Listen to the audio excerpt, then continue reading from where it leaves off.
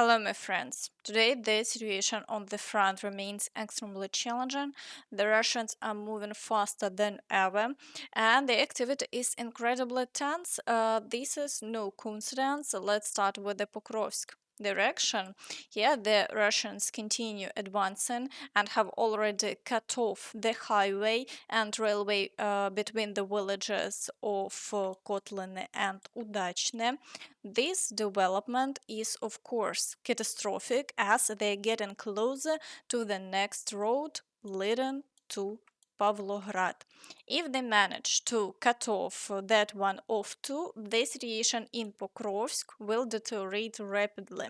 The remaining distance to this road is just 8 kilometers. Meanwhile, they are already assaulting Udachne and advancing toward the village of Novosilka. Additionally, they are attempting to strengthen their flank by moving into the Dnipropetrovsk region. In the Pokrovsk area itself, the Russians continue their efforts to break through to the city's outskirts. They are also storming the village of Zelene, Lysivka, and near Myrnohrad. Attacks on the village of Promin continue. Similarly, they are advancing toward the city's outskirts. The situation near highway is extremely difficult. Here, the Russians are attempting to advance along a broad front, with attacks now reported near Nova Poltavka and Tarasivka. All of this clearly indicates a complete collapse of the front and an expansion of the gray zone. If the Russians manage to establish control here, a very important defensive line will be lost. After that, only a few kilometers will remain to the summer encirclement of Myrnohrad and Pokrovsk. It's important to note, and I have said this many times before, that this movement benefits the Russians on two fronts simultaneously.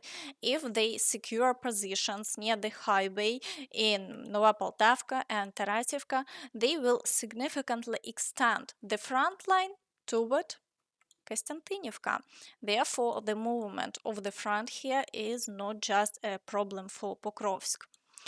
In the direction of Kurakhove, the situation continues to deteriorate rapidly. The Russians have captured Slovyanka, broken through the village of Shevchenko, and advancing further toward Ulakli.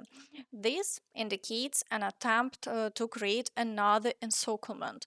At the same time, they are also pushing toward Andreevka and storming Constantinople. As a result, the entire corridor is under assault, and we may soon receive very bad news from this area. Meanwhile, the Russians are also attacking Dachne, although there have been no new successes reported there. In the area of Velyka Novosilka, it has been confirmed that the Russians have captured Neskučne, advancing 1 kilometer 400 meters. As a result, fighting is now underway for Vremivka, with the goal of reaching the outskirts of Velyka Novosilka.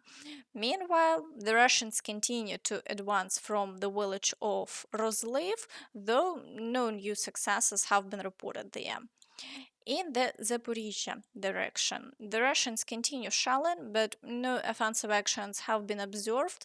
However, Ukrainian defenders note that despite the absence of assaults, drones continue to deliver strikes, giving the Russians a significant advantage. They are actively using fiber optics, which are becoming increasingly prevalent in the Kursk direction, and a large number of such fiber optic drones are being utilized in the Kurakhove direction. Even in the relatively calm Zaporizhzhia direction, there is no shortage of this technology.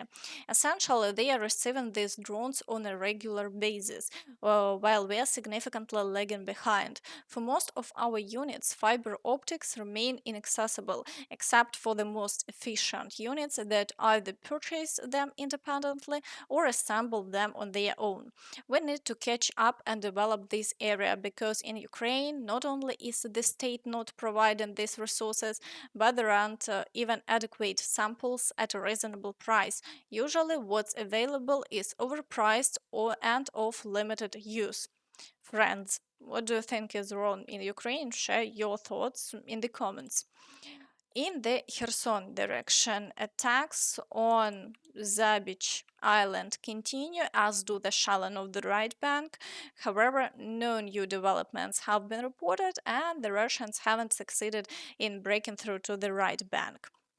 Now, moving on to the Toretsk direction, here the Russians are continuing the assaults on Krimsk. Reports also indicate fighting in the outskirts of the city. Similarly, the Russians are persistent in their attempts to advance in Sherbynivka, once again trying to move along the railway line. Over the past day, there have been no new successes, but it's evident that the situation here has already worsened significantly in recent days. In the Chasiv Yar direction, the Russians continue advancing almost into the city center. The Ukrainian armed forces periodically report losing some positions, but so far the Russians haven't made any significant progress. Meanwhile, assaults on Stupochki persist, and they are trying to break through the fields toward Bilahora. In the Siversk direction, attacks on Bilohorivka are being observed. However, the Russians haven't achieved any success here, and the front line remains unchanged. In the Lyman direction, the Russians continue advancing from the recently captured village of Terny toward Yampolivka. They are also assaulting Zaporizhzhia and shelling Lyman. However, no new advances along the front line have been recorded over the past day. In the Borova direction, the Russians are assaulting Zeleny High and Pershotravneve, advancing from the village of Shaykivka and attacking Novosilka. Here it's evident that they are confidently stretching the front line without fear of counterattacks by the Ukrainian forces. Further south, in the Makivka area, attacks are ongoing, but as before, the front line remains unchanged. In the Kupiansk direction, the Russians have intensified the activity in Dvorichna, attempting to advance within the town and assaulting the village of Zapadne. However, no new advancements have been recorded over the past day. The Ukrainian forces continue to hold the defense as much as possible. In the Kharkiv direction, the Russians have increased the intensity of shelling but haven't launched new assaults. Fighting is reported only in Vovchansk, where the Russians have made no gains. In the Kursk direction, the Russian counteroffensive continues, but no new successes have been achieved. The front line remains unchanged over the past day, despite Russian military claims of advancing into the Sumy region. The Sumy Regional Military Administration has confirmed that no breakthroughs have occurred. And that's all from me. So please don't forget to like this video, subscribe to the channel, and hit the notification bell to stay updated on all the latest news. Thank you for watching, and see you next time. Bye bye.